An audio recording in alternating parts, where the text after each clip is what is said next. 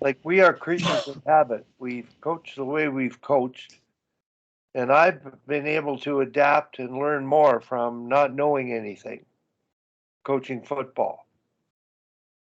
And I think, what have you learned in all your coaching experience at every level that you've gone through, that you've changed relative to performance and getting a better result? Because if I stayed with the same way, with the decisions that I've been making because I think I knew it, uh, I wouldn't have succeeded. And the example I have is a provincial final, best of five, go into the junior A provincial final, thinking the Russian 2-1-2 forecheck's going to throw them off base. And we lost the first two games on the road.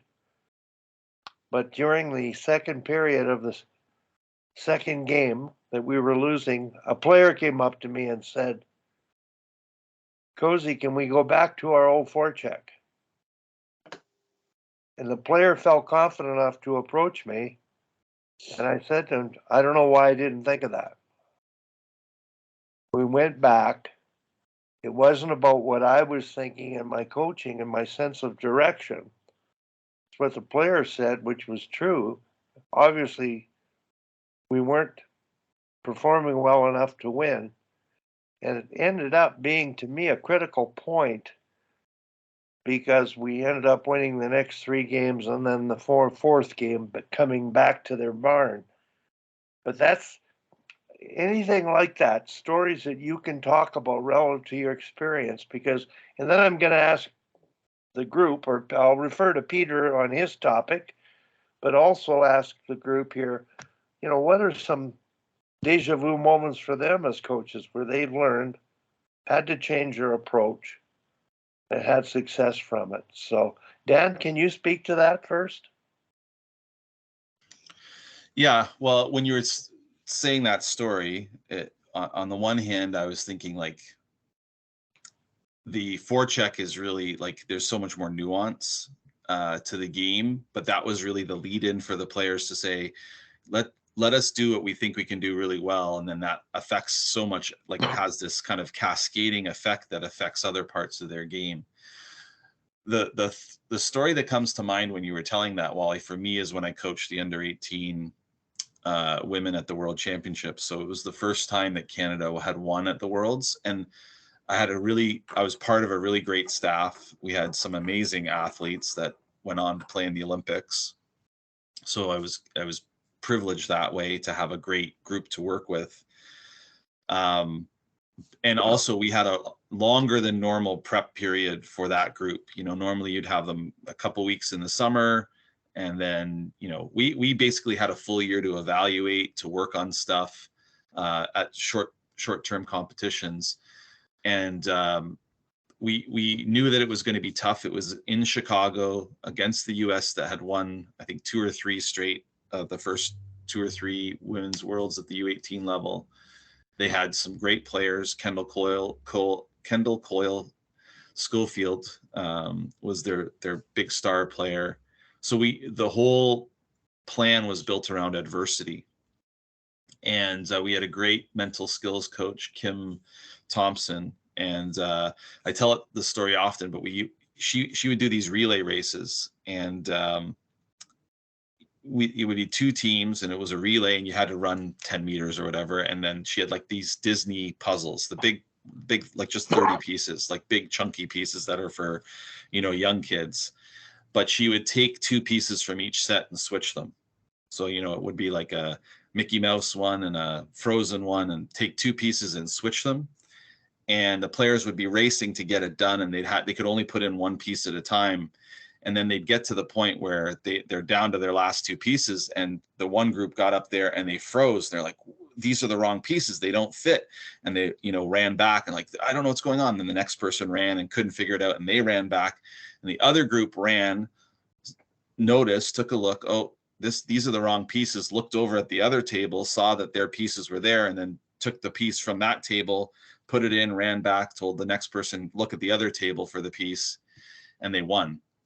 And people were saying, "That's not fair. It's not fair. You didn't give us the right pieces." And she said, well, it was fair for both groups. One group handled the adversity better than the other. They problem solved, they communicated, they didn't panic. And like, so those debriefs, and then we would play small area games where we would start out and there would be like, okay, whoever wins today, you know, the loser's picking up pucks or something. So there was some little consequence, not like dire consequence, but you know, there was something on the line for the small area game. And then we'd say, Red's up 2-0 before we ever started to play. And they would go, oh, it's not fair. And this was the whole like camp summer competition. It also showed us like a lot of the character of some of the players. And we made like some key changes between the summer and the World Championships just based on personality. Of who would be like good leaders and good people to fit in and be able to deal with the adversity. And when we went to the World Championships, we got scored on the very first shot of the game. We were down 3-1 at the end of the first period, and no one panicked because they were used to the adversity. They knew that we were going to have to battle through this. And like my message to them was at the first intermission is just win the next 2 periods and you give yourself a chance to win a world championship. And there was no panic within the staff, no panic within the players. And they just kept playing the same way, regardless of the score or the time. And we were successful. We won in overtime. And it was 4-on-4 overtime, but we played like we were on a power play the whole time because we'd practiced that as well. We'd played a team that, you know, we played university teams, like a collection of the OUA All-Stars and PWHL All-Stars, and they actually beat us. But we had played those 4-on-4 games, so we'd had experience. And as it turns out, I remember Tim Bothwell coming up to me and saying, "Did you guys practice that beforehand?" And I was like, "Yeah, we did it several times." He said, "You could tell I asked Katie, and the U.S. hadn't done it, and so they were playing to not lose at that point, whereas we were playing to win." So that shift in mindset, that ability to build around adversity, really, I think, was one of the best coaching jobs that I've been able to do in collaboration with all the coaches and staff and the players really buying in. Okay, before I turn it over to Peter, short-term competition, Dan, I've found is easier than a season. And I've really way easier. Well, yeah. And also way easier when you have the best players in the country.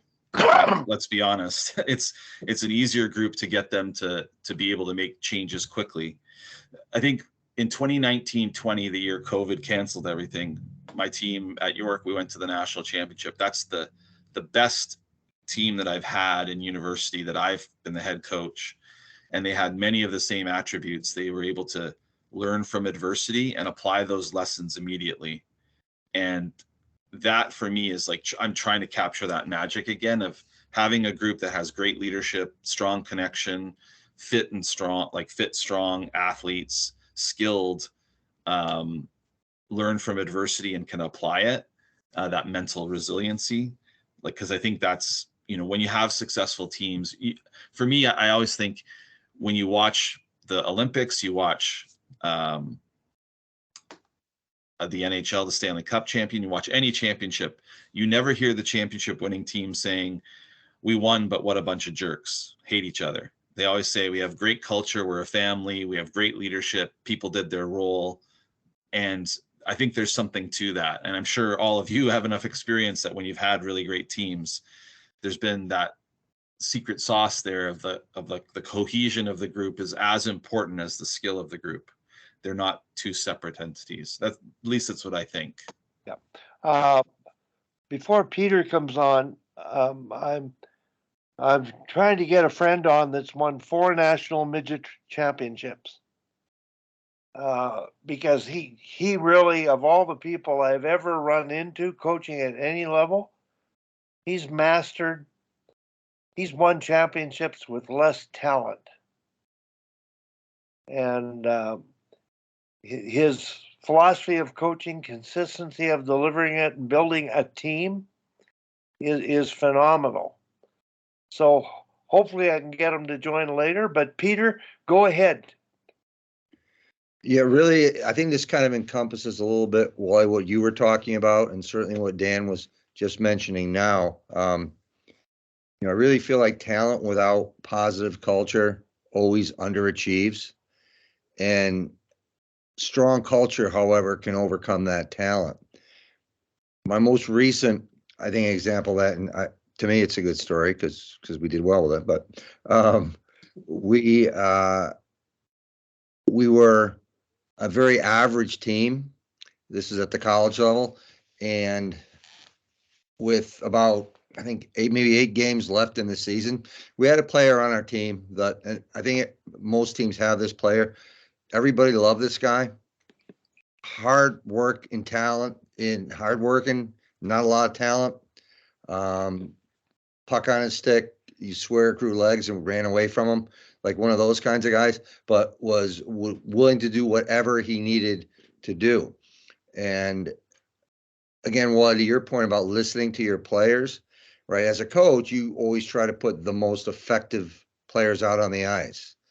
I think one of the mistakes we can make is just assume that effective means you can score a goal, or you'll be the first, you'll be that awesome goaltender and make those saves.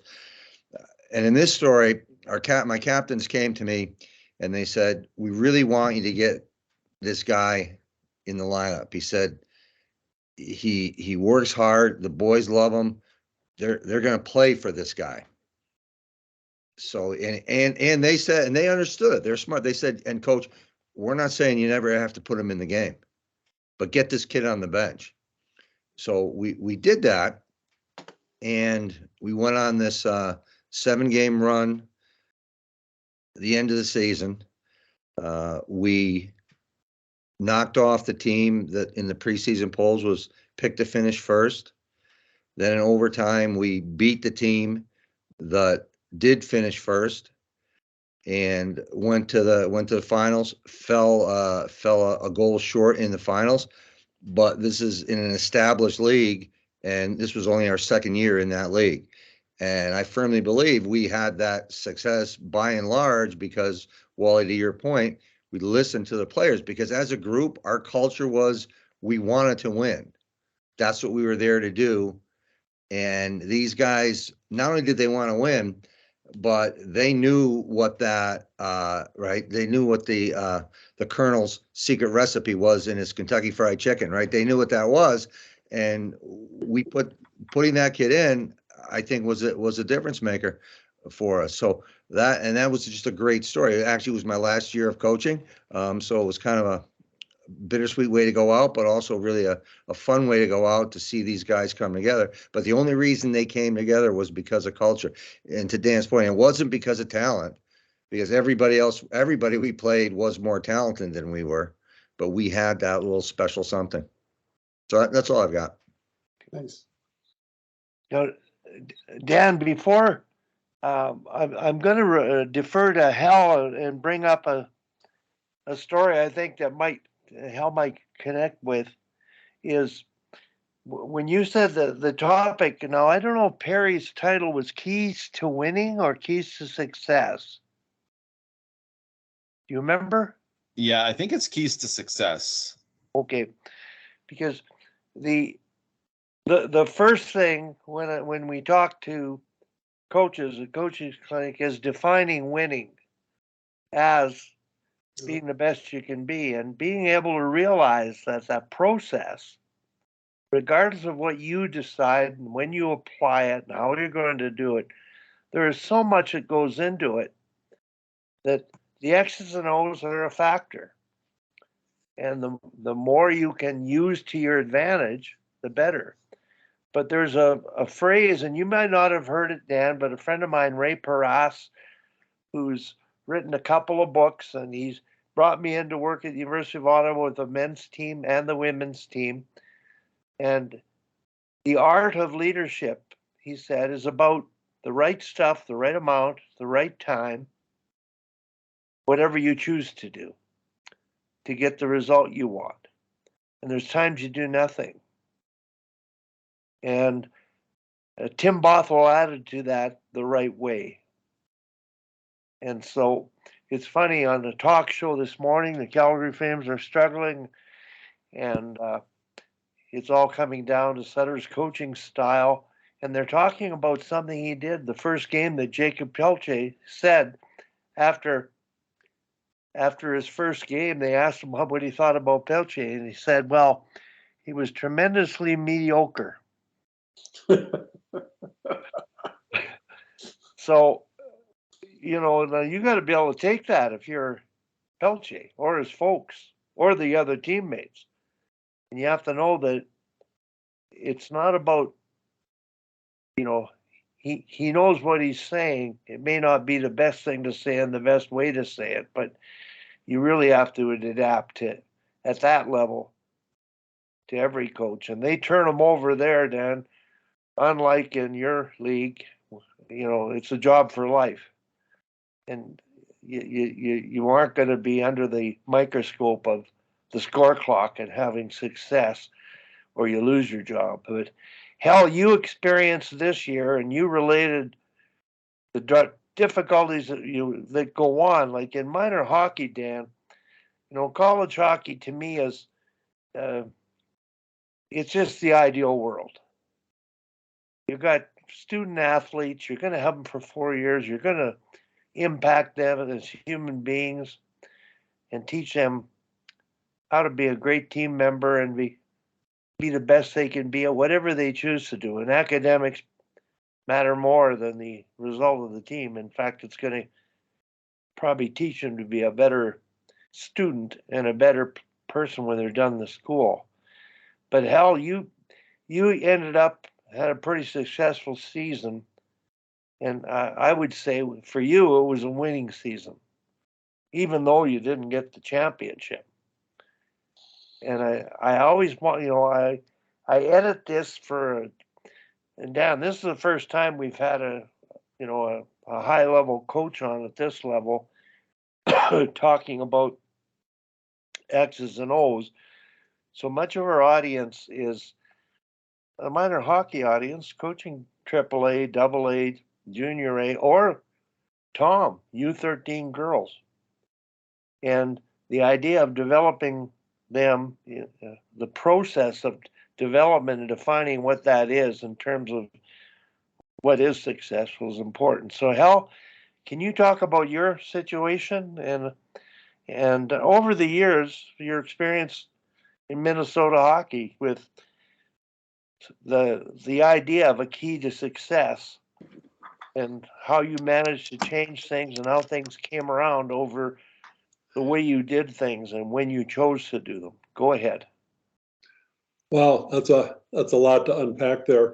I've enjoyed listening to all of this, and I've never had a national team of those kinds of athletes other than way back in 81 or 81 at the National Sports Festival. They were all Division I players. That was pre-Olympic evaluation program, and that was really actually quite fun. But I've been mostly either at the high school high school, junior, or minor hockey. What Wally's referring to is, a Bantam team, 14 and under. That was not, I had nothing to do with selecting the players. The selection process was not great. We had kids that shouldn't be on the team at the top end and the bottom end, mostly because of attitude issues, not because of skill issues. And I took this team over. Actually, I was gone the first 10 days. I was on a photo shoot down in Costa Rica. And I come back and I'm on the ice with the kids for about a week. I meet with the parents and I looked at them and I said, this is going to be ugly for a long time. They couldn't complete 2 passes in a row. And then we had some kids that became quite problematic during the course of the season, a number of suspensions, some lawyers involved. You can't make up this stuff, really. It's just Minnesota hockey screwed it up, the local association, everybody screwed it up, including Safe Sport. Okay, so we get to the last part of the season. we have a few games left, and then we go into our district playoffs, and we're a 7th seed out of 10. We beat the 10. We lose to the 2 in double overtime. So now we're in the bottom of the bracket. We beat the next 2 teams that were, I think, the 3 and the 5 in overtime. And we lose to the number 2 team in overtime. So we got 5 games out of that. We weren't expected to get more than maybe 2. All right, so what happened? We had a little party last weekend with the team. Most of them showed up. One of the dads came over and said, you told us at the beginning that this is a journey and this was going to be tough sledding until the end of the season. And he says, God, you were so right on about that. So I go, that gives me good feelings. But what really it was is looking at what our strengths and weaknesses were as a team. And as I did the coaching clinics for USA Hockey for many years, I say your job is to figure out what you've got and figure out what are 2 or 3 things that you can do to make your players better and your team better. And over the years, it's number 1 is skating. Because most kids don't get good skating instruction. And coaches assume they get it in the off season. The off season, all they do is play a lot of games for the most part. Now, I'm not dealing with elite players, but even with elite players way back in the summer, we used to run overspeed training with Jack Blatherwick, who trained the 80 Olympic team that won the gold medal. And it was all skating, just, overspeed skating and technical skating and how to do it correctly. Outside edges, how important they are, all this kind of stuff. And, my theory is, because I only have these kids, some of them for 1 year, some of them for 2. If I can make them skate better and I can create an environment where number 1, we outplay the other team. Just physically, we skate harder, we play harder. We will beat teams that have better skills. And we went to 45-second shifts after seeing a couple 2-minute shifts. I said, that's enough of that. 45-second shifts, and all of a sudden we start winning games. Also with this hockey team, I told everybody at the beginning of the season, there'll be no short bench. The only time I would do it was at the last 5 minutes of a game. And we need to win the game to get another game. But even in when we were in these overtime games, so you go 5 minutes in the third period, now you're going to double overtime. I watched our 2 high school teams in town here who played 2 lines go to the state tournament, and they both lost because the other teams were playing 3. And so over the years, I've learned a lot over the year. I don't coach the same as I did 5 years ago. I don't coach the same as I did 10 years ago. But the same concepts are there, the same process is there. It's just how I layer them on top of the team. When I started to coach girls, that took about 6 weeks till the girls and I had an understanding of where we were all coming from. And I started to ask permission to give them some recommendations during practice. And finally, they came up and said, okay, coach, we're happy to have constructive criticism, but there's a trust factor there. I also think the first year you coach any player is a getting to know each other year. The second year, if you still have them, that's when you can really do some good things with them, because they know you, you know them, they know what you're all about, and you know what they're all about. And to the point of having, our last game this year, one of my captains came to me and said, we want so we had a female goaltender and a male goaltender, and they were both good. But the female was the first year, the male was second year. But we'd alternated goalies all year, except when the male goaltender was in the Bahamas on Christmas and missed a tournament and stuff like that. But the boys wanted, they wanted their buddy to play. They said, his game at this level, he goes up to the next level. And I said, well, you say you and the boys have talked about it. You talked to her about it? Well, no, but we think she'd be okay with it. No, I don't. I mean, she might, but that's not fair to her.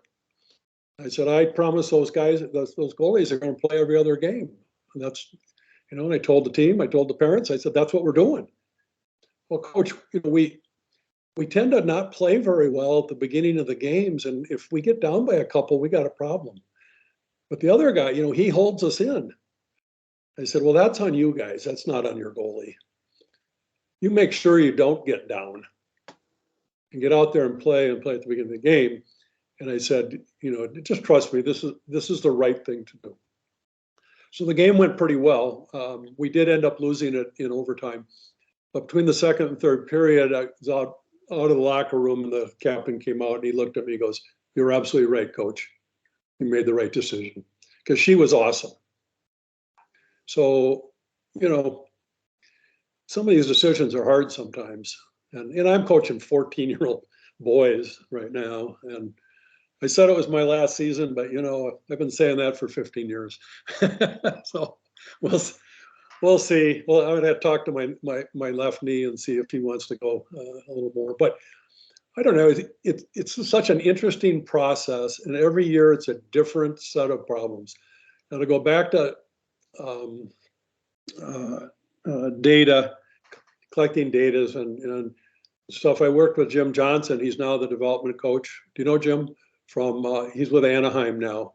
He played in the National Hockey League. He's a good friend of mine. And when he was coaching in, I think, Norfolk, which was the AHL team for the Lightning, he developed an on-ice player effectiveness rating system on the theory that coaches tend to cut slack for the guys they like, and they're harder on the guys they don't like.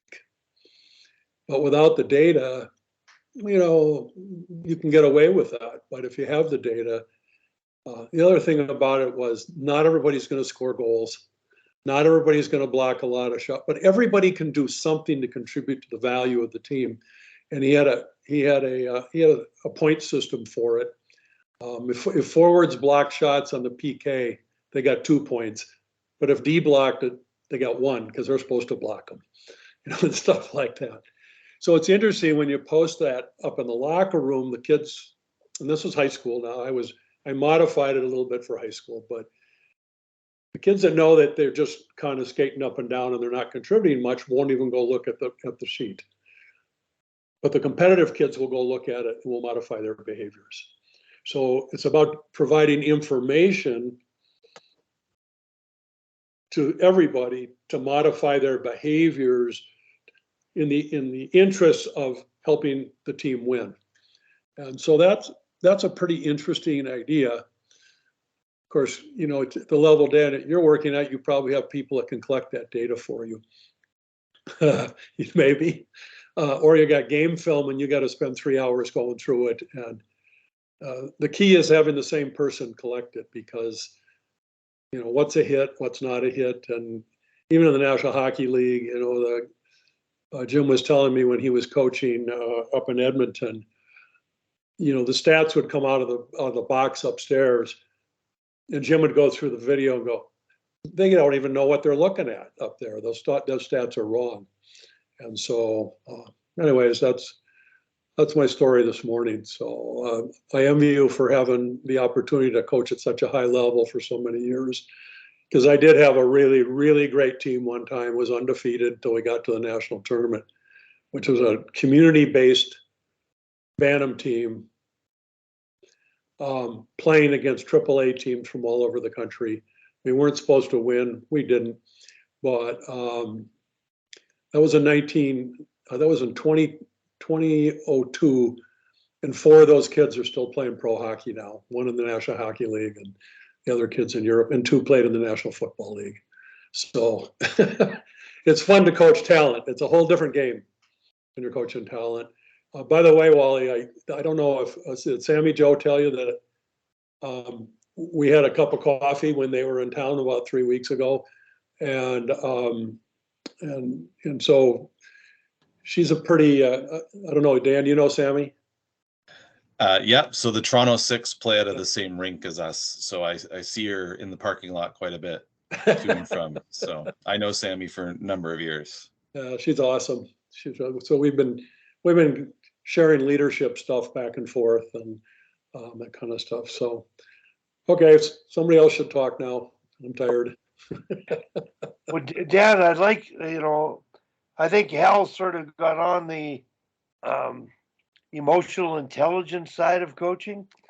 And I'm just wondering what you take out of what he said relative to your environment and what you're looking for. Yeah, I think a lot resonated with me because I think good coaching, you're coaching people, right? It's not like, sometimes I wish it was like a PlayStation and you could control them and press the X button and they'd shoot it harder. But they're human beings. So I think that's getting them to buy into a philosophy and a timetable. One of the goals that we set for our team this year was that our last game would be our best game. Mm-hmm. And it was very open-ended. We didn't put a lot of definition to that. I don't think we achieved that goal from my standpoint, but I felt it was a good kind of team culture goal. And the other thing, we set a culture goal for our team, which was that, and we haven't evaluated that piece yet because we're not finished kind of our, we're still training even though we're done our season.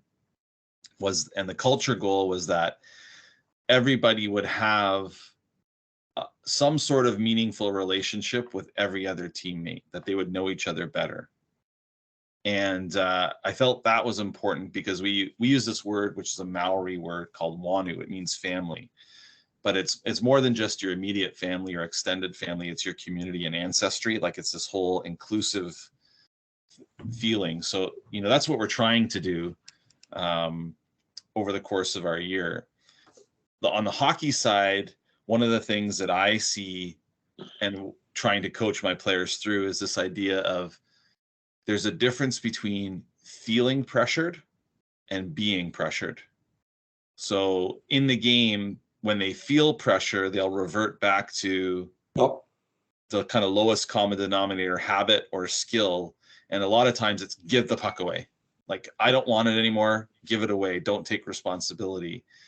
And getting them to understand that that's just a feeling that they have. And then when they're actually being pressured, that they can still protect the puck, manage it, wait till someone joins, combine to create a 2-on-1, make a positive play. And that if they turn the puck over because they're trying to make a play, they're still in the battle. But if they just throw the puck away, now you're chasing the game. And for me, that distinction, and I think Hal really hit, or for me, it resonated when he was talking about the second year with a player. I think a lot of the first years, by the end of the season, they were getting better at it. As we go into these, like, we're doing a lot of small area games that require a lot of decision making and thinking, and it's difficult. But it's encouraging to see them making those small steps towards feeling pressured, but making a decision, holding on to it rather than reverting back to throwing the puck away or making kind of their kind of, I'm going to, flip this puck or do something that doesn't really progress it for the team. So that's kind of what resonated with me, is like that process of coaching human beings and getting to understand them and what their fears are, and then connecting that with what their potential is and trying to maximize that potential.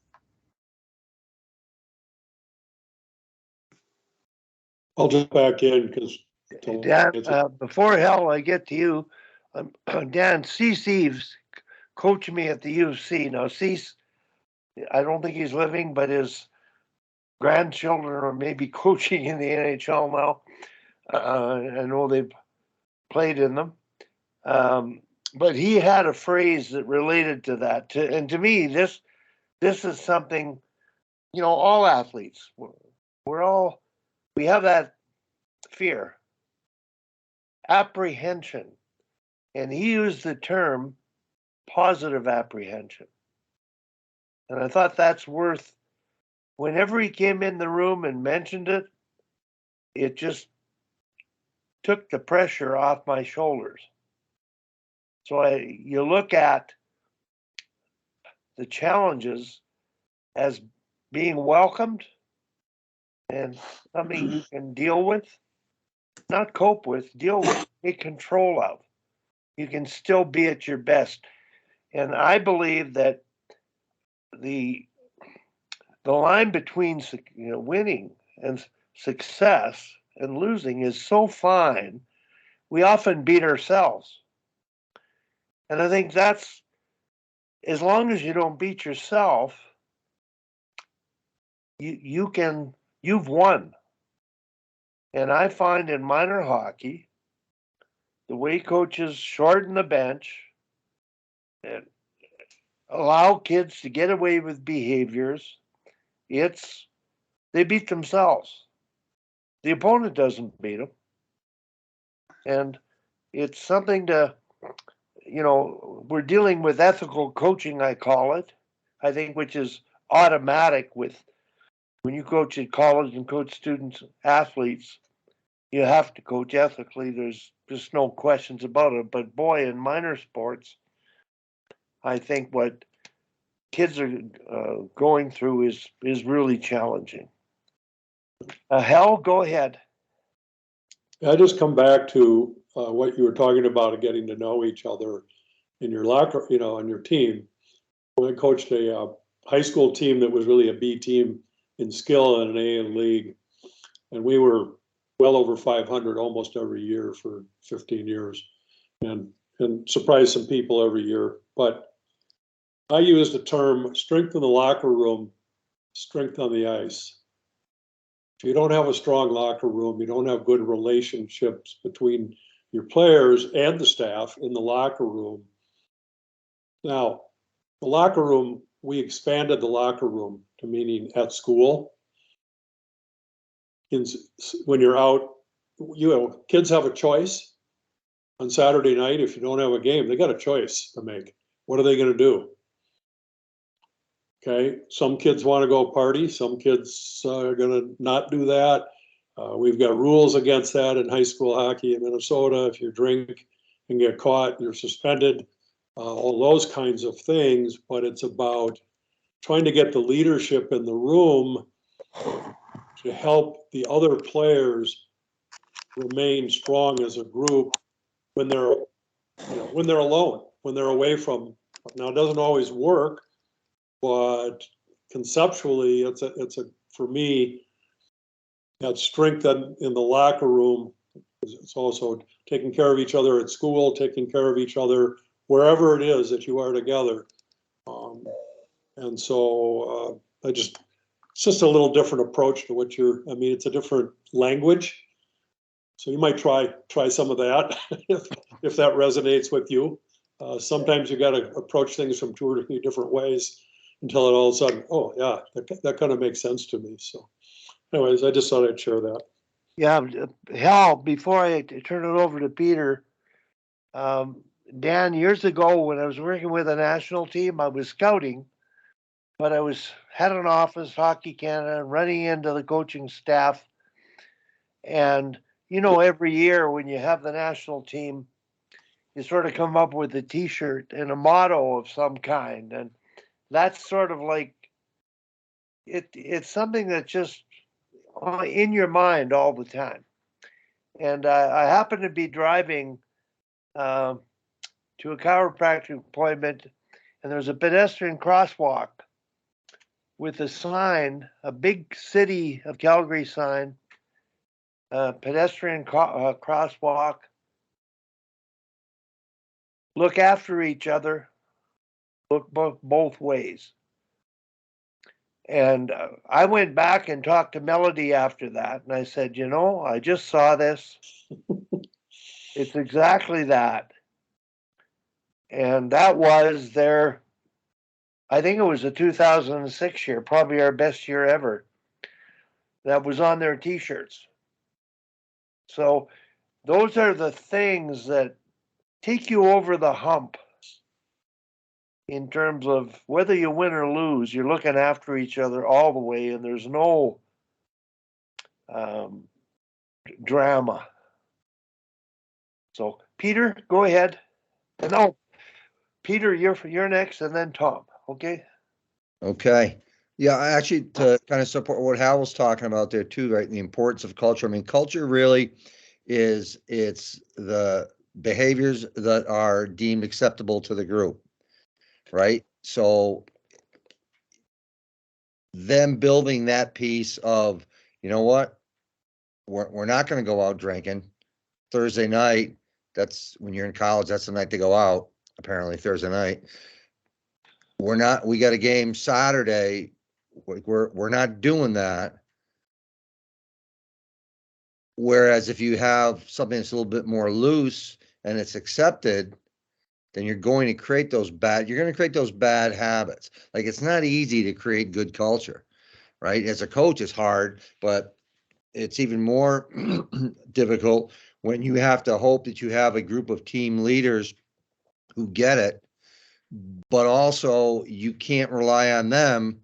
If you do, I think it's a mistake to be the sole proprietors of that information, right? You have to do so many different things to get your entire team on board of accepting the culture and being that it's a positive for each other, just as human beings. Let's take the hockey piece out of it. It's not good for you to go out and do that because Friday morning you got a test and you're not going to do well. You're going to struggle with that test. And I care about you and I know that. So I'm going to make sure we don't do that. I'm going to help you through whatever I need to help you through. But yeah, Hal, you're spot on. Like with your point there. Like, but that's really it. Culture is the minimum that's accepted. I had a lunch with a boy that I used to coach, who's now an assistant coach, and that's what his team is going through right now. Is you had about a dozen freshmen this year, and they're trying to figure it out. And as you grow and progress in a program, those freshmen, some of them are better than the veterans.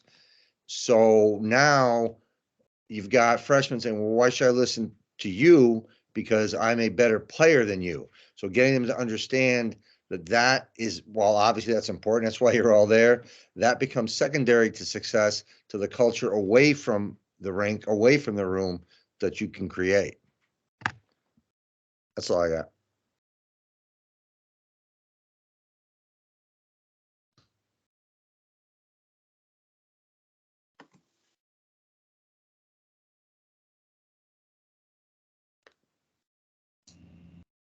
So am I up here? I don't know. I lost my volume or something. I don't know. You're good, Tom. Okay. Well, one thing that, well, on what Peter talked about and about the drinking and all that, it made me think of, I was with University of Calgary and we were ranked #1 in Canada. And we're playing the #4 University of Regina. They're 4th in the league. So they upset us the first game. And I think they beat us 2-1 or something like that. Well, we went on the second day, Saturday, we win 10-1.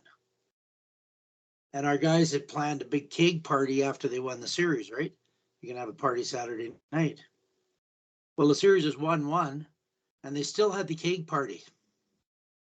So we play at like 1 PM on Sunday.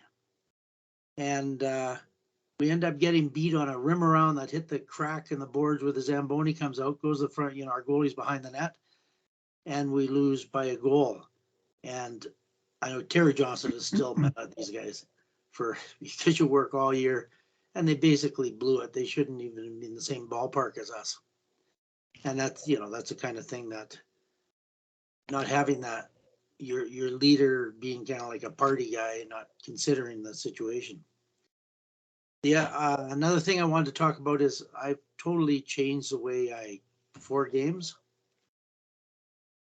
right now I go in and I ask the players, they put up their hand to say, talk about what they're, what we need to do, what we're good at, this sort of thing. And the players do it instead of listening to me babble on and on. And then we go around the room and we have a theme every time we go around the room. Everybody, like the other day, Jim, my son, assistant coach, he had them all saying what we needed to do to have a really good game. And they all go and just make one statement. And meanwhile, while I'm on this call, I'm always updating I have well over 1,000 girls on my Hockey Coaching ABC site. And when I put them in PDFs, they didn't have YouTube video. So I'm trying to change them so all the PDFs have the YouTube video. And I just came to a part that I think is the absolutely critical things for youth hockey. It's a game where they have to make one pass in each zone. And my friend Juuso, my Finnish friend, he's in the Hockey Hall of Fame. He said the game causes things to happen. You use the game, it causes things to happen. So if I have to make, I have to make one pass in the zone, I can't make one pass unless you get open for me. So it causes puck support. It also causes the biggest thing, especially in this peewee level, we play teams and I know that the other team is going to get the puck and try to go end to end. They very seldom pass. And there can be someone beside them. They don't even know they're beside them. They don't look, So it causes the puck carrier to get their head up, and take a look around, because I have a duck call, ideas from Wally. And when I blow the duck call, they got to leave the puck. The other team gets it if they break that rule.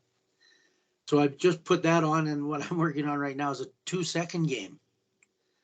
And the 2-second game, well, we started with 3 seconds with this age. Now we're up to 2. And it's the same thing. You can only have the puck on your stick 1001, 1002.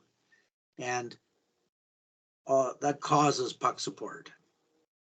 And my teams, generally people say, how many passing drills do you guys do? And blah, blah, blah. These are the things that cause it to happen. Then we play all kinds of games with this sort of thing to happen. So the video on this one, the 2-second game, Mike Kennedy was helping coach we were both working with the St. Men. And I was running this 2-second game, and he'd get there a little late. And he walked in, and St. the rink is way, you're way above, and he's watching. He said it looked like a pro team. They're snapping the puck all over the place, which, they don't usually do. And they were playing the 2-second game. And, because they have to. And now they're regrouping. Guys are hitting holes, all kinds of stuff like that. And to me, that is what separates the players. Like, I play all the time, and it drives you crazy. You go down there, people don't even know you're there, or they don't get open for it. You get the puck and there's, they don't jump in a hole. And both these games promote that so much. So those kind of games that cause things to happen, and the players basically making the game plan. I think that's how my coaching has changed over the years. So